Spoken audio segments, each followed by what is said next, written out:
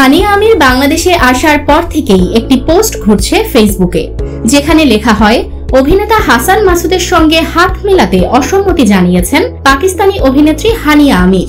আরও বলা হয়, গতকাল শিল্পকলায় হানিয়া আমিরের সঙ্গে সৌজন্য সাক্ষাৎ করতে তারকাদের এক বিশাল মিলন মেলা হয়, সেখানেই এই ঘটনা ঘটে।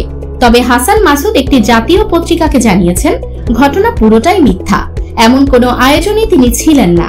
শনিবার সকালে হাসান মাসুদের সঙ্গে যোগাযোগ করা হলে তিনি জানান হানিয়া আমির কে, কবে দেশে এসেছেন বা এ ঘটনার কিছুই জানেন না।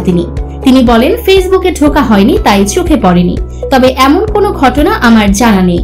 হানিয়া আমিরকেই আমি চিনি না, তিনি কবে বাংলাদেশে এসেছেন তা জানাও আমার কথা নয়। প্রথমে একটি ফেসবুক পেজ থেকে মজা করে পোস্টটি করা হয়, এরপর বিভিন্ন পেজ ও গ্রুপে এটি ছড়িয়ে পড়ে। অনেকেই বিষয়টিকে সত্যি ভেবে শেয়ার দিতে থাকেন। এ বিষয়ে হাসান মাসুদ বলেন, বিষয়টি ফেক ও বিব্রতকর।